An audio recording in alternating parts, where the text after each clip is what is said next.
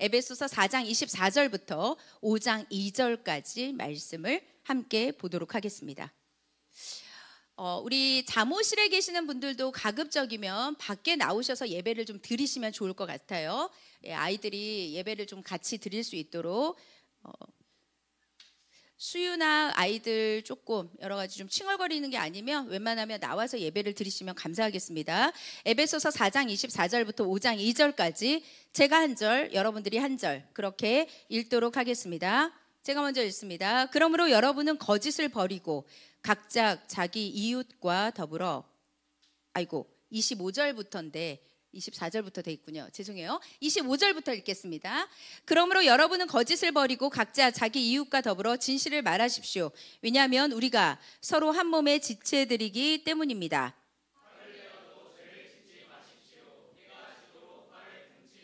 마귀에게 틈을 주지 마십시오.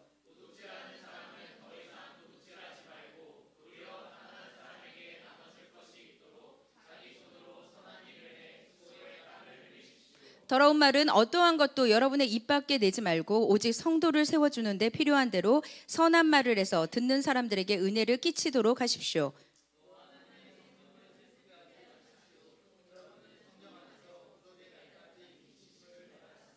모든 악독과 분노와 화내는 것과 고함치는 것과 비방하는 것을 모든 악의와 함께 내버리십시오.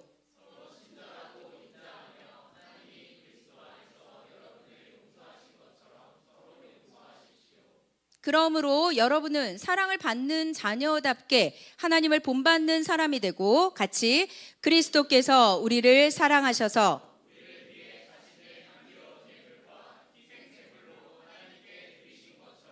여러분도 사랑으로 행하십시오. 아멘. 네, 여러분 에베소서 말씀 이제 4장이니까요. 이제 얼마 안 남은 것 같아요. 상반기에 에베소서가 끝날 것 같은데요. 우리 에베소서를 좀 한번 쭉 기억해 보도록 하겠습니다. 우리는 하나님 앞에서 하나님이 우리를 창조하셨죠. 우리는 복된 사람입니다. 왜냐하면 하나님이 직접 우리를 창조하셨기 때문에 그렇습니다. 창조된 우리에게 하나님이 주시려고 했던 건 복과 안식이었습니다. 그리고 그 복과 안식을 누리면서 하나님께서 주신 이 땅의 모든 모든 피조물과 모든 만물들을 다스리는 은혜를 주셨습니다. 그럼에도 불구하고 우리 인간은 하나님이 주신 모든 것들을 내어버리고 하나님이 하지 말라는 한 가지를 범죄함으로 인하여서 죄인이 되었죠. 죄인이 되었던 우리 인간에게 하나님께서는 이 죄인인 우리를 버리지 않으시고 새로운 계획을 세우셨습니다. 그것이 바로 구원 계획입니다. 그 구원 계획을 통하여서 우리 예수님께서 하나님의 한 분이신 예수님을 이 땅에 보내주셔서 그분께서 십자가와 부활 사건을 통하여서 모든 우리 인생에서 반드시 해결해야 되는 죄와 반드시 해결해야 되는 죽음의 문제를 해결하시고 그것뿐만 아니라 하늘에 승천하셔서 우리를 위해서 처소를 예비하시러 가셨다고 했습니다. 아까 찬양 중에 보면은 최후 빛난 면류관 받기까지 라는 말씀이 있잖아요. 빛난 면류관 받아서 무엇을 주님 앞에 찬양한다는 가사였죠. 예, 우리에게 여러분 마지막은 무엇이냐? 면류관입니다. 면류관을 하나님이 우리에게 주시려고 지금 준비하러 가셨다는 것입니다. 그리고 주님께서 이 땅 가운데 예수 그리스도께서 올라가시고 우리 각 사람에게 성령을 주셨습니다. 성령 받은 우리는 교회가 되었죠. 그래서 교회의 머리이신 예수 그리스도와 우리는 그분의 몸이고 지체라고 했습니다. 그분께서 교회를 세우시고 이제 우리에게 명령하신 것이 무엇이냐? 창세기에 말씀하셨던 것처럼 하늘과 땅을 통일하시는 것. 다시 이 땅 가운데 우리가 만물을 다스리는 직분을 다시 허락해 주셨습니다. 그래서 교회의 머리 되신 예수 그리스도께서 하늘과 땅을 만물을 새롭게 하시고 통일하시려고 하늘과 땅을 통일한다는 것은 무엇이냐면 다시 질서 있게 복구시킨다는 뜻입니다. 지금은 무질서하잖아요. 그러나 하나님의 예수 그리스도께서 재림하시면 만물은 완전히 새롭게 될 것입니다. 그래서 허물과 죄로 죽었던 우리에게 이 세상에 살면서 하나님께서 여전히 영적으로 전쟁 치르는 너희들이 해야 되는 것, 옛사람을 버리고 새사람을 입어서 빛의 자녀로, 열매 맺는 자녀로 살라고 했습니다. 이 삶을 우리가 잘 살고 믿음을 잘 지킬 때에 하나님께서 우리에게 영원한 그 하나님의 나라의 그 상속을 주시고 또 우리에게 그 믿음을 지킨 자들에게 하나님께서 은혜 주신다고 말씀을 하셨습니다. 여러분, 우리는 지금 요 중간에 살고 있습니다. 이미 임한 하나님의 나라에 우리는 거하고 있지만 아직 임하지 않은 하나님의 나라 가운데서 여전히 우리는 지금 무엇을 해야 되냐면 구원을 이루는 과정 가운데 있는 거예요. 완성이 아니라는 것입니다. 그래서 완성되지 않았기 때문에 우리에게 걸림돌은 무엇이냐? 옛사람이 계속 드러난다는 것입니다. 끊임없이 우리는 옛사람이 나옵니다.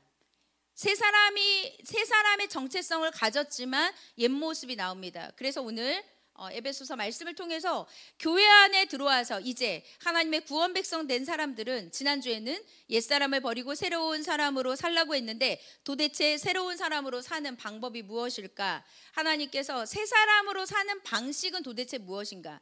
우리가 여러분 새 집으로 이사 가신 분들은 알 거예요. 이사를 가면 여러분 뭐죠? 굉장히 개운하잖아요. 새로운 마음이 생기죠. 그래서 이제 새로운 집을 가면은 특징이 있습니다. 뭐냐면 가구도 새로 들여놓고 그 다음에 더러운 것들을 싹 다 버립니다. 청소하죠. 그리고 인테리어도 예쁘게 하고, 왜냐하면 그곳에서 새롭게 출발하고 싶은 것입니다. 그래서 우리가 새로운 출발 때문에 모든 것들을 새롭게 세팅을 하는 거거든요. 근데 우리가 하나님 앞에서도 새 사람이 되었기 때문에 우리가 이제 새 집에 들어가서 깨끗한 사람으로 이제 살아야 되는데 우리의 여전히 옛 습관이 남아 있어서 우리는 새로운 방식으로 사는 것들을 이제부터 습득을 해야 된다는 거예요. 근데 습득은 여러분 하루아침에 되지 않습니다. 끊임없이 하나님의 나라 가는 그날까지 우리는 계속해서 그 습득을 해야 됩니다. 성도들이 저에게 질문합니다. 목사님, 양육을 10주, 12주, 20주, 1년, 2년을 배워도 왜 변하지 않습니까? 라고 질문하는 경우가 있어요. 그리고 어떤 사람은 여러분 막 하나님의 그 한 큐에 무엇이 될 것 같은, 여러분 믿음도 로또처럼 생각하시는 분들이 좀 있습니다. 그래서 구원받으면 모든 것들이 새롭게 다 바뀔 거라, 그러니까 나는 안 바뀌는데 주변은 다 바뀔 거라고 생각하는 그런 아주 오해를 많이 한다는 거예요. 그런데 여러분 그렇지 않다는 것입니다. 여러분 믿음은 로또가 아닙니다. 제가 어제 우리 유아 세례 받는 우리 부모님들한테 무슨 얘기를 했냐면, 자녀를 키우는 이 과정이 힘들겠지만 우리 이제 자녀들 중에 제일 오래 많이 아주 이제 키운 분이 우리 박보윤 집사님이시고 우리 은자 집사님이라고 할 수가 있겠는데, 자녀를 키우는 문제가 1, 2년에 해결이 안 된다는 거예요. 그래서 막 이제 이 문제만 끝나면 막 아이가 내 뜻대로 전혀 되지 않습니다. 아이의 기대를 내려놓으셔야 돼요. 이 문제만 해결되면은 다음 문제는 어떻게 되지 않습니다. 인생의 문제는 불청객처럼 계속 찾아오거든요. 그래서 그거를 잘 받아들이는 사람이 지혜로운 사람인 거예요. 왜 나한테만 이런 일이 일어나느냐가 아니라 여러분 다른 사람한테도 다 일어나요. 유별스럽게 본인한테만 일어난다고 생각하지 마십시오. 고난이 꼭 나한테만 주어진다고 생각하지 마십시오. 누구에게나 다 일어나고, 하나님의 백성이라면 하나님께서 광야 훈련을 시킬 것이기 때문에 누구에게나 극사람에게 맞는 몫의 고난이 있습니다. 이제 속으로 생각할 거예요. 나는 없는데 걱정 마세요. 반드시 오니까요. 걱정하지 마세요. 나는 그런 일이 그렇지 않습니다. 언제나 옵니다. 제가 왜 이렇게 얘기할까요? 여러분들을 미워해서? 그게 아니라 준비하라고 말씀드리는 거예요. 언제나 오는 것입니다. 자녀를 키울 때 2살, 3살은 차라리 낫죠. 여러분 이제 학교 들어가 보십시오. 그 다음에 대학교 가고 결혼하고 자녀를 낳고 부모님하고 이제 정말 이 세상에서, 이 땅에서 생명이 끊어지는 그때 문제는 끝나는 것이지 문제는 끝나지 않아요. 그래서 끝나지 않는 문제에 씨름하는 사람은 사실은 굉장히 어리석은 사람입니다. 끝나지 않는 문제에 매몰되는 것이 아니라 문제가 올 때 이것을 어떻게 잘 파도를 타고 잘 넘어갈 것인가. 또 왔구나. 반갑다. 다시 한번 시작해 보자. 요거로 우리가 가야지 우리 마음이 평안함을 누릴 수 있는 거지. 이 문제 왜 안 끝나요? 그 얘기를 하시는 분들은 그 문제가 더 큰 문제처럼 오기 때문에 여러분 기쁨과 감사를 누릴 수가 없다는 것입니다. 옛사람은 그렇게 사는 거거든요. 양육을 기억해 보세요. 옛사람은 어떻게 하냐? 문제와 상황 속에 매몰돼서 자기 생각으로 사는 사람이 바로 옛사람이라고 했습니다. 새 사람은 어떤 존재냐? 문제와 상황에 상관없이 하나님의 말씀으로 사는 존재라고 했습니다. 이것을 기억해야 된다는 것이죠. 그러면 오늘 세 가지로 여러분들과 함께 나눠보겠습니다. 새 사람으로 사는 방식은 무엇을 해야 되냐? 이제부터 연습해야 돼요. 연습하고 또 연습하고 언제까지? 내공이 쌓일 때까지. 아까 그 질문 왜 안 바뀌죠?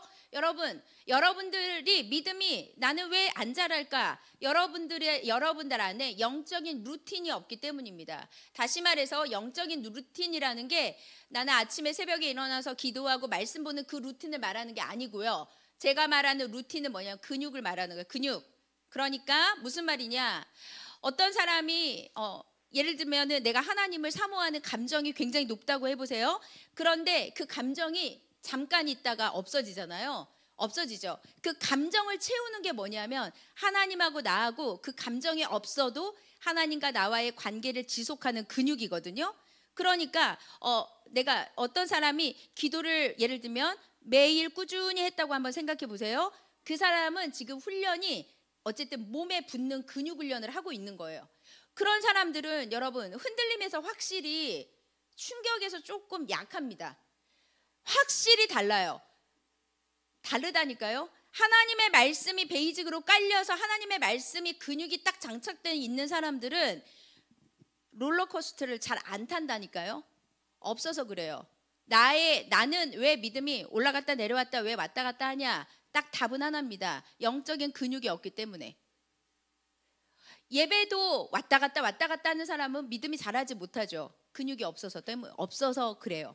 그러면 이제 하나님께서 우리에게 구원을 완성하는 과정 가운데서 이렇게 살라고 말씀하시는 것은 무엇이냐? 내가 이 말씀대로 율법을 지키는 게 아니고요. 이 말씀을 날마다 내 삶 가운데 연습하는 것입니다. 트레이닝을 하는 거예요. 그래야지 되는 거예요. 자, 예를 들어서 여러분 입술에 어떤 사람의 그 요즘에 유튜브에서 그 일타 강사들 제가 우리 4학년 아이들하고 양육 준비를 하는 것 때문에 제가 요즘에 역사 영상을 좀 봐요. 몇 개를 봤어요. 몇 개 보고 그 다음에 그 스피치 잘하는 선생님들 영상을 좀 몇 개를 봤거든요. 도저히 못 듣겠더만요. 하도 욕을 많이 해가지고. 여러분 일타 강사님들이 그 아이들 중고등학교 입시 애들 막 동기부여한다고 입에서 쏟아져 나오는 게 다 욕설이에요. 내가 깜짝 놀랐어요, 진짜. 근데 유튜브는 그걸 걸러내질 않잖아요. 저는 몇 분 듣다가 못 듣겠더라고 꺼버렸거든요. 이 세상이 언어도 거칠고요. 사람들 대하는 방식도 거칠고요. 그러니까 너무 터프해요.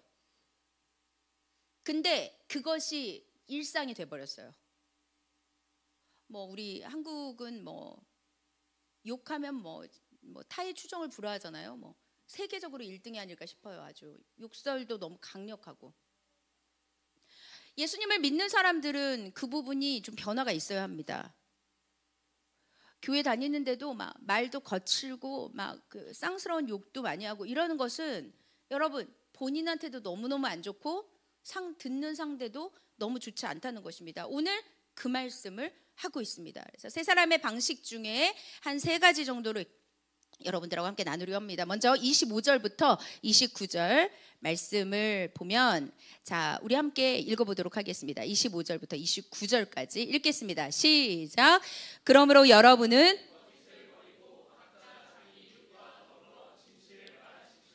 왜냐하면 우리가 서로 한 몸의 지체들이기 때문입니다.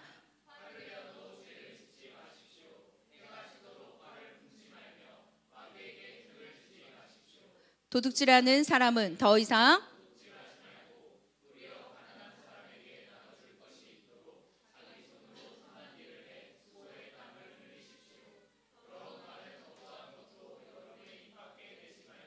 오직 성도를 세워주는데 필요한 대로 선한 말을 해서 듣는 사람들에게 은혜를 끼치도록 하십시오. 여러분 오늘 25절부터 29절을 한마디로 정리하면 뭘까요? 선한 일, 선한 말, 거짓을 버리고 선한 일을 하라. 선한 말을 하라는 것입니다. 여러분, 선한 일도 너무 중요한데 우리는 선한 말을 하는 것이 굉장히 중요합니다. 우리는 교회적인 존재입니다. 한 몸의 지체입니다. 한 몸을 이루는 지체들이 한 몸으로 이제 살아갈 때에 각자가 해야 되는 역할이 있거든요. 그래서 각자가 해야 되는 역할 중에 우리가 서로 해야 되는 것이 무엇이냐면 한 몸됨을 이루기 위해서 거짓을 버려야 됩니다. 거짓이 들어오는 순간에 그 몸은 깨지게 돼 있습니다. 거짓을 버리고 분노를 버리고 온전한 몸을 이루기 위해서 선한 수고, 선한 일, 선한 말에 힘써야 된다는 것입니다. 새 언약의 백성은 새로운 사람, 새 사람이라고 합니다. 하나됨을 힘써 지키기 위해서 우리가 해야 되는 수고가 있다는 거예요. 우리는 날마다 옛사람을 벗어야 됩니다. 옛사람이 했던 행동, 옛사람이 했던 그런 말들을 버려야 된다는 것이죠. 오늘 25절에서 29절은 지난주에 말씀했던 옛사람을 버리고 새 사람이 되는 것의 삶의 원리를 말하고 있습니다. 새 사람이니까 여러분 진짜 비싼 옷 입어보신 적 있어요? 엄청 조심합니다. 그러니까 여러분 명품백 들고 다니면 비 오면 이렇게 가려서 다닌다면서요. 비 안 맞으려고. 그게 여러분 사람 심리거든요. 내가 어떤 모습을 취할 것인가에 따라서 말도 바뀌고 행동도 바뀌는 것입니다. 새 사람이기 때문에 그렇습니다. 개인적인 영성이나 개인적으로 나만 잘하면 된다가 아니라 교회가 이걸 함께 애쓰고 수고해야 된다는 것입니다. 우리는 공동체로 사는 것이거든요. 개인적으로 나만 믿음 생활 잘하면 된다라는 게 아니라 다 같이. 그러니까 여러분 유아 세례를 받는 아이들도 교회 안의 일원입니다. 교회의 지체입니다. 그래서 한 영혼이라고 생각하고 그들을 존귀하게 여기는 것이죠. 4학년 아이들도 마찬가지입니다. 여러분 우리 부모님들도 있고 앞으로 우리 청년들 다 결혼할 텐데 그럼 기억해야 되는 것이 내 자식만 잘 되면 잘 돌아갈 것 같아요? 그렇지 않습니다. 내 자식이 잘 되려면 사회가 아주 건강해야 됩니다. 공동체가 건강해야 됩니다. 나라도 건강해야 됩니다. 그러니까 이기적으로 내 자식 잘 되는 거에만 포커스를 맞추면 어떻게 되냐면 망가지는 것입니다. 교회도 마찬가지입니다. 교회가 다 각계전투, 나는 내 마음대로 할 거야 라고 생각하는 사람은 죄송하지만 믿음 생각해 보셔야 됩니다. 거듭났는지 확인해 보셔야 된다는 것입니다. 특별히 오늘은 무엇을 말을 하느냐? 이 하나됨에서 해야 되는 것이 오래 참고 겸손하고 온유하고 사랑 가운데 용납하는 것들이 있는데 특히 해야 되는 것이 있지만 절대 하지 않아야 되는 것. 성도를 대할 때 거짓을 버려야 된다는 것입니다. 이웃과 함께 참된 것을 말해야 된다는 것입니다. 여기는 무엇이 들어있냐? 여러분 성도는요. 피상적인 나눔과 관계를 버려야 합니다. 왜냐하면 하나님이 가족으로 묶어놨기 때문에 그렇습니다.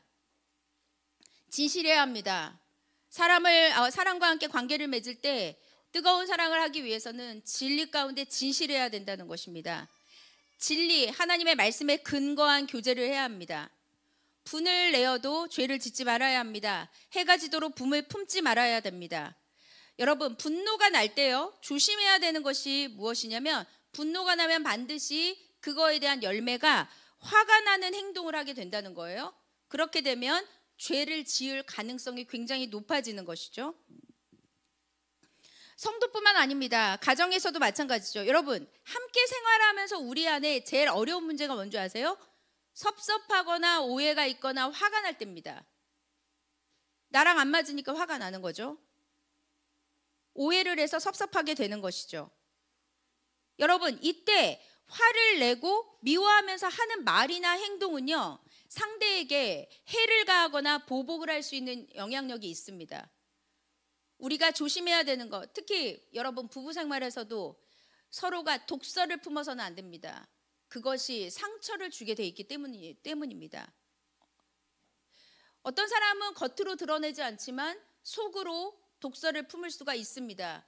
근데 여러분 속으로 품는 건 말을 안 해도 뭘로 나오냐면 표정으로 나와요. 표정으로. 아주 시크하거나 아주 시니컬하거나 여러분 성향상 시니컬한 사람들이 있잖아요. 근데 그거 자랑하지 마세요. 그 좋은 거 아니에요. 하나님의 사람은 시니컬하지 않아요. 하나님의 사람은 온유하고 따뜻합니다. 그래서 여러분, 분노가 날 때 빨리 될 수 있느냐, 그 분노를 없애야 합니다. 왜냐하면 마귀가 틈타거든요. 마귀가 틈을 타서 그것을 통해서 너무나 많은 것들을 확산시키게 된다는 것입니다. 왜 싸웁니까, 여러분? 분노를 없애지 못해서 싸우는 거 아니에요? 용서하지 못해서 싸우는 거 아닙니까? 여러분, 분노를 품고 원통함을 풀지 않잖아요. 화병이라고 하자. 화병 풀지 않아요. 뭐냐면 마귀가 틈타서 죄를 짓게 합니다. 혹은 겉으로 누군가를 보복하는 경우도 있고, 또 하나 안으로 그렇게 원통함을 풀지 않잖아요. 화병, 다른 말 우울증이 생기는 거예요. 우울증으로 여러분 번져서 영적인 공격을 엄청나게 많이 받는다는 것입니다. 또 어떤 사람은 막 다른 사람 엄청 상처 주고 본인만 멀쩡해. 그것도 문제인 거예요. 다른 사람 엄청 힘들게 해놓고 막 자기는 막 아무렇지도 않고. 예수님 믿는 사람이 그럴 수가 있나요? 그렇다면 마음에 찔림이 있어야 되겠죠. 아픔이 있단 말이에요. 분노를 품고 죄가 틈타서 죄를 짓게 하잖아요. 그러면 여러분 무엇이냐? 교회를 분열시킵니다. 이것은 가정도 분열시키는 원인이 됩니다. 오늘 이 분노에 대한 이야기, 마귀가 틈을 타지 못하게 하는 것. 그리고 여러분, 오늘 말씀 중에 그게 있습니다. 도둑질하지 말고 돌이켜 가난한 자에게 구제하도록 자기 손으로 수고하여 선한 일을 해야 한다라고 말씀하고 있습니다. 우리 도둑질 안 하잖아요. 그런데 여러분, 하나님의 것을 드리지 않으면 도둑질하는 겁니다. 도둑질하지 말라는 것은 다른 사람 거를 훔치지 말라는 것도 의미하지만, 하나님의 것을 내 것처럼 여러분 남용하거나 악용하는 것도 도둑질입니다. 오늘 말씀은 무엇이죠? 하나님 앞에 도둑질하지 말라는 것은 가난한 자에게 구제할 수 있도록 내가 하나님이 나에게 주신 것들의 여분을 남겨놓으라는 뜻이에요. 내가 수고한 것들로 선한 일을 하라는 뜻입니다. 그것으로 하나님 앞에 영광을 돌리라는 것입니다. 수고하여 얻은 것으로 자신의 소유로 다른 지체를 섬기고 도와야 합니다. 이것이 교회를 풍성하게 하는 방법입니다. 이것이 우리를 위해서 예수 그리스도의 생명을 내어주신 그분을 본받는 삶이라는 것입니다. 여기 나오는 것 중에 마지막 무엇이죠? 더러운 말 입 밖에도 내지 말고 덕을 세워라. 어떤 사람은 말로써 천냥빚을 갚는 사람이 있는가 하면 말로써 천냥빚을 지는 사람이 있어요. 이 사람이 말하면 계속 빚쟁이가 돼. 말로써 해결이 하나도 안 되는 것입니다. 더러운 말 입 안에서 할 수 있지만 입 밖으로 내지 말라는 것입니다. 말하지 말라는 거예요. 더러운 말은 비방하는 말, 악한 말, 조롱하는 말, 가십거리 말하지 말라는 것입니다. 이 말을 했을 때 그 사람에게 은혜를 끼칠 수 있는가? 그래서 여러분, 우리의 입술이 얼마나 능력 있는 줄 아십니까? 우리 유아세례 하는 엄마 아빠들한테 아이에게 축복을 해줘라, 매일 기도해줘라 그랬더니 이런 얘기 하더라고요. 첫째를 낳고 이제 둘째를 키우다 보니까 목사님한테 유아세례 받은 거 다 까먹었다고. 까먹죠. 근데 제가 얘기하는 것은 유아세례를 위해서, 아이들을 위해서 축복을 하라는 지식을 가르치는 게 아닙니다. 이것은 우리 성도들도 마찬가지입니다. 무엇을 해야 되냐? 아이한테 저녁마다 기도해 주세요, 축복해 주세요. 여러분 잘 안 되죠? 여기 부모님들 왜 안 되는 줄 아세요? 그것도 내공이에요. 해본 적이 있어야지. 훈련받은 적이 있어야지. 습관적으로. 제가 우리 엄마 얘기를 했어요. 저희 어머니가 초등학교 내내 저한테, 저 국민학교거든요. 여기 다 초등학생 출신이죠. 국민학교 몇 분, 우리 박보윤 집사님 있을 것이고, 저는 국민학교 출신이에요. 그래가지고 네, 어쨌든 그때, 그래서 이제 제가 다닐 때는 무엇이 도시락 싸갖고 다녀야 되거든요. 도시락에다가 저희 어머니가 항상 편지 써줬어요. 사랑하는 딸, 존귀한 딸, 하나님이 너를 잘되게 할 거야. 이런 내용으로 계속 써줬던 것 같아요. 여러분, 이 나이가 돼도 그것을 기억합니다. 무엇이냐? 여러분, 정말 아이들한테 이게 축복해줘야 되는데 안 돼요. 안 되지. 왜 안 되냐면 훈련이 안 됐거든. 훈련이 안 돼 있거든. 매일매일 예배 드리는, 가정 예배 드리는 집이 훈련이 돼 있으니까 자연스럽게 하는 거지. 훈련 안 돼 있으면 못 합니다. 안 되는 거예요. 말도 마찬가지입니다. 악한 말, 미혹하는 말, 비난하는 말, 지체에게 상처 주는 말. 어떤 사람은 그렇게 낙심의 은사가 있어. 이 사람이 얘기하면 그렇게 사람들이 낙심이 돼요. 죄를 짓게 하는 것이죠. 한마디를 하더라도 선한 말을 하십시오. 진리 가운데서 붙들고. 왜 축복의 말을 해야 되죠? 여러분, 말은요 능력이에요. 입술에 권능이 있다고 했습니다. 입술의 권능. 입술의 권능으로 무엇을 해야 되죠? 존귀한 자다. 너는 귀한 자다. 여러분, 그래서 제가 이제 아이들 안수기도 하잖아요. 예수님께서 어린아이 놓고 왜 안수기도 했는지 아세요? 안수기도 하면서 축복한 거예요. 하나님이 너에게 복을 주실 것이다. 은혜 주실 것이다. 너에게 축복을 주실 것이다. 그것에 대한 열매는 본인에게 달려 있지만 본인에게 달려 있는 것까지 우리가 평가해서는 안 된다는 거예요. 우리는 그걸 하는 존재입니다. 그리고 그것을 믿음으로 받는 사람은 그렇게 될 것입니다. 그렇게 하면 된다는 것이죠. 성도는 한 몸의 지체죠. 한 몸의 지체로서 우리는 각자의 몫을 해야 합니다. 각자의 역할을 해야 됩니다. 그것은 바로 오늘 말씀한 것처럼 새 사람으로 사는 방식으로 선한 말을 하고 도둑질하지 말고 자기 손으로 수고한 것으로 구제를 하고 선한 일을 통하여서 은혜를 끼치는 거야. 어떤 사람은 은혜를 끼치는 사람이 있어요. 저 사람은 보기만 해도 은혜가 돼. 어떤 사람은 저 사람을 보기만 해도 근심이 돼. 뭘 선택하실 것입니까, 여러분? 무엇을 선택해서 살아야 되겠습니까? 우리가 그것을 기억해야 되겠습니다. 여러분, 우리가 이것을 할 때에 그래서 이것도 이제 무엇을 해야 돼? 아주 그냥 계속 수고하고 노력하고 그래서 말씀 계속 보는 거예요. 말씀을 계속 보면 하나님 깨닫게 해주시거든요. 이번 주에는 요거는 했지만 다른 건 못한다. 그러면 해야 된다는 것입니다. 여러분, 말이 능력이라는 걸 잊지 마십시오. 특별히 우리 부모님들 자녀에게 화가 나도 아유 나를 이렇게 화가 나게 넌 정말 얼마나 잘 되려고 나를 이렇게 이렇게 열받게 하는 거니 이렇게 넌 정말 주님 앞에 쓰임 받겠구나. 그리고 주님께 기도해 보세요. 하나님 응답 준다니까요. 하나님이 여러분들의 마음을 상하게 하는 자녀가 있다면 그걸 통해서 하나님이 하실 일도 있다는 거예요. 그걸 기억하셔야죠. 그래서 그것을 통해서 여러분들이 어떤 은혜를 누려야 될 건지. 인간관계도 마찬가지입니다. 서로에게서의 덕을 끼치는 것들을 우리가 했으면 좋겠습니다. 30절에서 32절 한번 보도록 하겠습니다. 우리 다 같이 한번 읽어보도록 하겠습니다. 30절에서 32절 읽겠습니다. 시작. 또 하나님의 성령을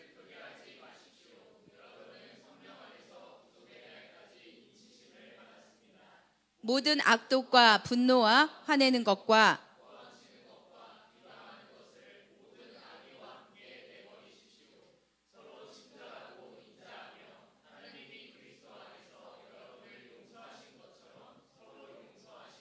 아멘.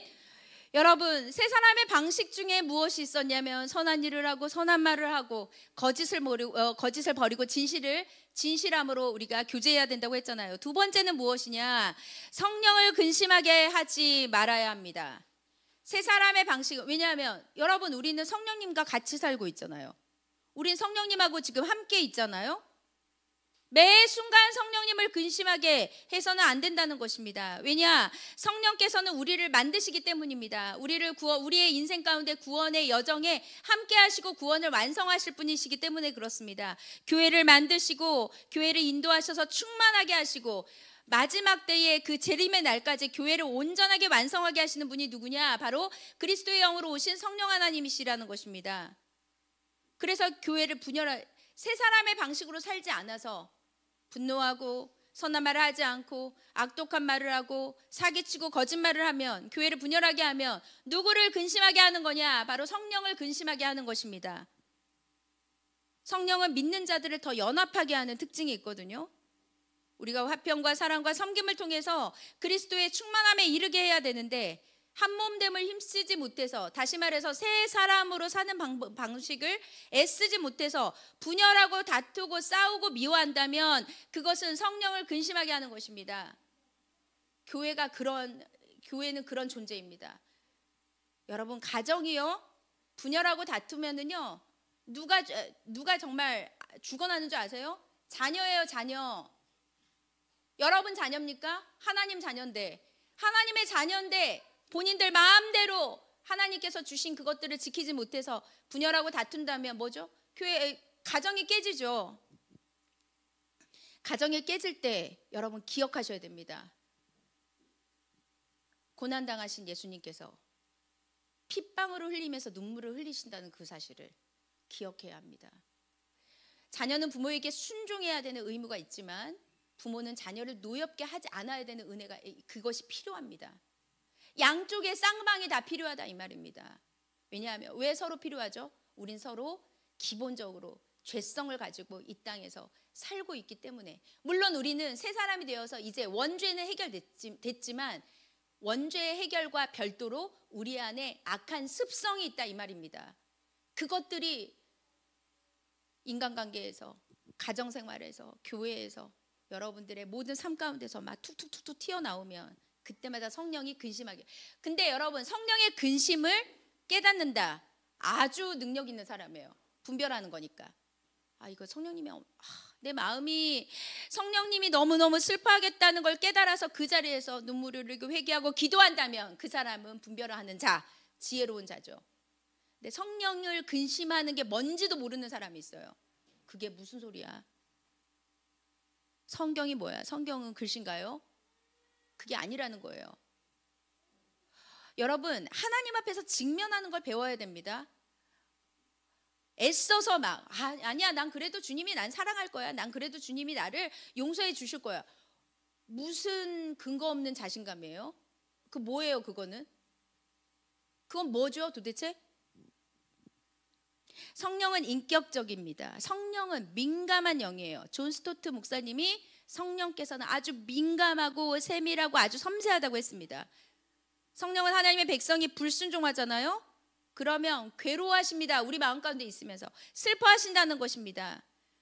교회를 반대하고 거부할 때 고통스러워한다는 것입니다.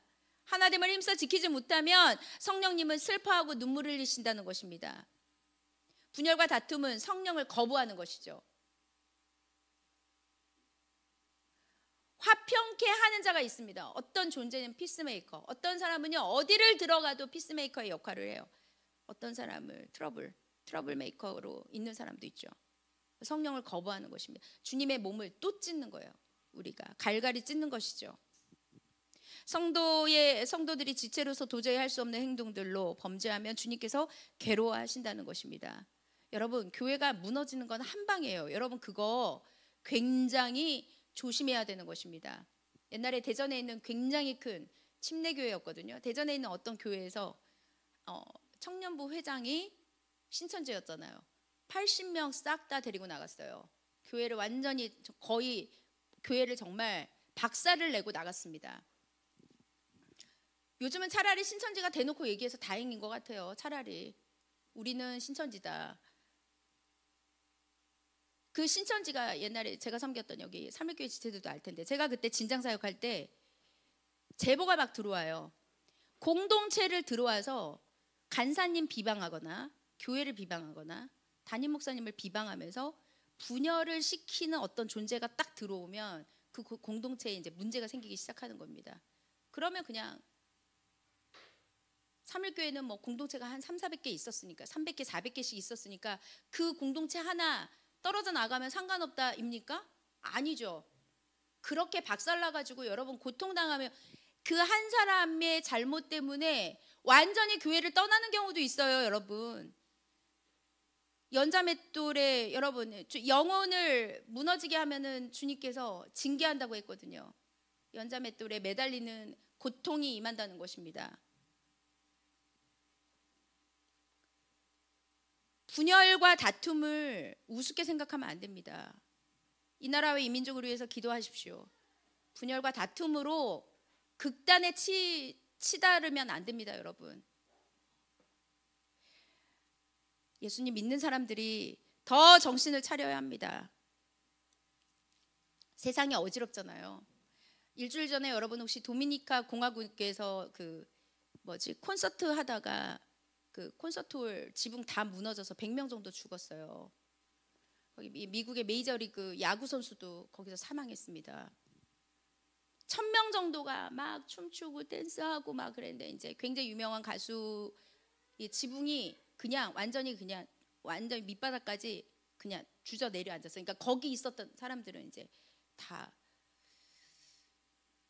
세상이 여러분 복잡합니다. 산불도 우리나라 지금 있었는데 프랑스에서도 지금 화재 때문에 난리잖아요.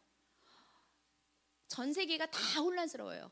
우리나라뿐만 아니라 이 세계 가운데 하나님께서 하시는 무슨 일이 있을 겁니다. 근데 여러분 딱 한 가지 중요한 것은 재난이 올 때 기억해야 되는 건 말세지만 아직 끝은 아니라고 분명히 마태복음 24장 25장에는 말씀하고 있습니다. 그러나 말세예요. 그러면 우리가 지금 해야 되는 건 무엇이냐? 계속해서 여러 가지 사고와 사건이 계속 일어나면 하나님이 부르시는 사인이라고 보면 제일 답이에요. 하나님이 지금 이 사건을 통해서 예수님 믿는 사람 정신 차리라고 하는 말이구나. 하나님을 믿지 않는 사람들 전도하라는 뜻이구나. 구원받을 백성들을 빨리 모으라는 뜻이구나. 요렇게 생각하면 거의 정답입니다. 사랑하는 여러분, 분열하지 마십시오. 다툼하지 마십시오. 용납하셔야 됩니다. 주님이 우리를 사랑했던 걸 생각해 보세요. 내가 주님 앞에 용서받은 것을 생각해 보십시오. 성도는 영광스러운 존재거든요. 미움이 뭐야? 막 이래야 돼. 저는 미움을 도대체 막.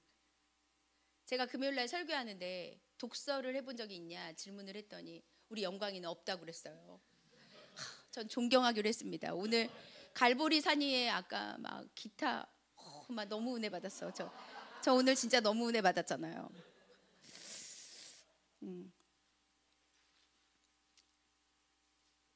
하고 싶지 어쩔 때는 아주 그냥 내가 복수하는 마음으로. 그러나 하나님께서 기뻐하지 않는다. 성령을 근심하지 않기 위해서 모든 악독, 노함, 분냄, 떠드는 것, 비방하는 것, 모든 악의를 버려야 합니다. 여러분 악독은 뭐냐면 증오심을 얘기하는 증오심. 그 다음에 여러분 노함과 분노가 같이 나와요. 그럼 노함하고 분냄이 왜 이렇게 따로따로 나올까요? 이게 이제 개역개정 말씀인데, 자 노함은 뭐냐면 겉으로 격렬하게 분노를 하는 거야. 자, 근데 분내는 거는 뭐냐면 화가 난 상태야. 감정을 말하는 거야. 감정. 그러니까 노함을 막 격렬하게 분노하면 뭐죠? 떠드는 게 되죠. 막 크게 소리치고 다투고 막 비방하고 욕설하고 막 악한 말을 하고 명예를 훼손하고 평판을 막 훼손하고 해치게 나쁜 말을 하는 거죠. 거룩한 성도는 그래서는 안 됩니다. 그런 태도를 버려야 합니다. 우리는 동시에 무엇을 해야 되냐? 서로 친절해야 합니다. 불쌍히 여겨야 돼요. 여러분 저는 친절한 것도 중요한데 불쌍히 여기는 마음이 너무 중요하다고 생각해. 불쌍히 여기고 용서해야 합니다. 연민의 감정으로 바라보는 눈이 있어야 합니다. 왜냐하면 우리는 이것을 같이 해야 돼요. 그래서 오늘 말씀에 보면 서로 하라고 그래요. 서로. 나만 하는 게 아니라 같이 하는 거예요. 같이 하는 것입니다. 뭐죠? 서로가 돌볼 책임이 있다는 것입니다. 사랑하는 여러분, 오늘의 이 말씀을 기억하시기 바랍니다. 우리 하나님의 성품은 무엇이냐? 친절합니다. 불쌍히 여겨요. 그것을 긍휼이라고 합니다. 우리 하나님은 예수님을 보내셔서 우리를 용서하셨죠. 용서받을 가치가 없는 나 같은 인간을 용서하셨다는 것입니다. 그분이 희생을 치르셨다는 것입니다. 그분이 십자가에서 나 대신 죽으셨다는 것입니다. 그래서 불쌍히 여겨야 합니다. 그래서 용서하는 것입니다. 그것이 하나님이 우리에게 주시는 은혜입니다. 사랑하는 여러분, 우리 옆에 있는 사람이랑 인사하도록 하겠습니다. 하나님의 성품을 드러냅시다. 인사하겠습니다. 네, 마지막으로 우리 마지막 본문을 좀 볼게요. 오늘 좀 본문이 조금 긴데요. 요거 정리하고 마치겠습니다. 5장 1절부터 2절까지 우리 마지막으로 한번 읽어보도록 하겠습니다. 그러므로 시작.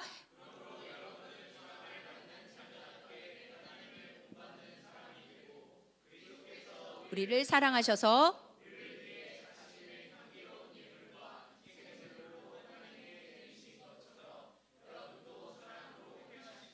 아멘.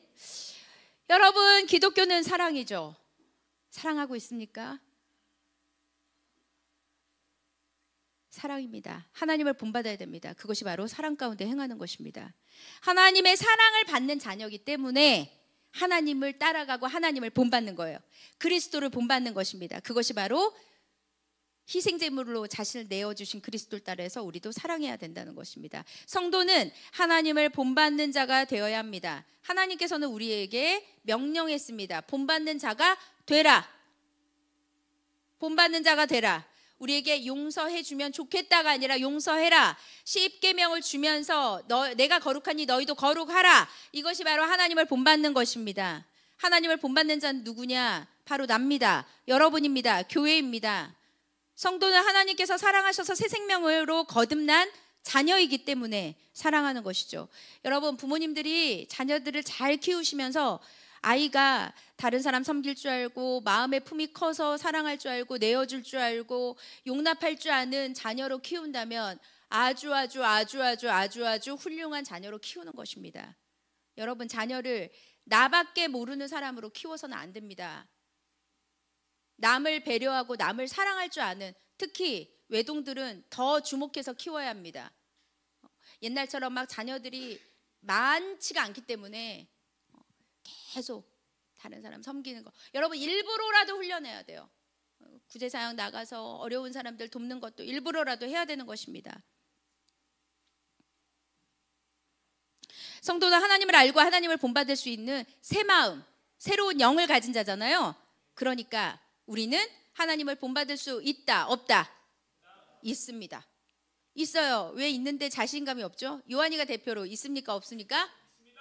네, 잘하셨어요. 본받는 자가 되라. 그리스도처럼 행하라. 여러분, 성도가 마땅히 본받아야 되는 그리스도의 사랑, 어떤 사랑이죠? 자신을 버리는 사랑이었습니다. 죽음의 사랑이었습니다. 십자가의 제물로서 내어드렸습니다. 그리고 하나님께서는 그 예수님을 향기로운 제물로 받으셨습니다. 그래서 우리가 지금 여러분 일주일 내내 아주 그냥 살짝 옛사람으로 갔다 와도 우린 예배할 수 있잖아요. 여전히 우리는 새 사람이기 때문에. 사랑하는 여러분, 우리가 죄인이라는 것을 알아야 합니다. 죄인인 것은 내가 주님 앞에 엎드릴 수밖에 없습니다. 여러분, 저 보세요. 마지막 질문입니다. 난 아직도 죄인인지를 모르겠다라고 한다면 여러분들은 아직, 만약 그런 사람이 있다면 아직 거듭나지 않았습니다. 거듭나면 내가 가슴을 찢게 돼 있어요. 난 딱히 그렇게 뭐 죄인인 것 같지 않고 뭐 이 정도면 그러면 딱 이거예요. 아직 본 어게인 안 한 거예요. 안 한 거예요. 그냥 그렇게 보면 됩니다. 그러면 도대체 무엇이 죄고 무엇이 은혜인지를 받아야 되겠죠. 성령 하나님을 근심하게 하지 말고 성령 하나님의 인도하심으로 순종합시다. 하나님의 자녀로서 우리 하나님을 본받읍시다. 우리를 용서하시고 사랑받는 자녀가 되게 하신 하나님을 따라 주님의 그 명령 따라 나아갑시다. 제자로서 살아갑시다. 이 땅에서 고난이 와도 고난과 상관없이 주 안에서 기뻐하며 살아갑시다. 세 사람의 사는 방식은 선한 일, 선한 말을 하는 존재입니다. 성령을 근심하지 않게 하는 존재입니다. 하나님을 본받는 존재입니다. 이것이 우리 안에 장착이 될 때까지, 훈련이 될 때까지, 기억이 될 때까지 하나님 앞에 나아가는 여러분들 되시기를 주의 이름으로 축복합니다. 오늘 우리가 함께 찬양할 건데요. 자리에서 일어나겠습니다. 여러분, 오늘은 고난 주일입니다. 오늘 우리가 함께 찬양하는 말씀은 우리 십자가의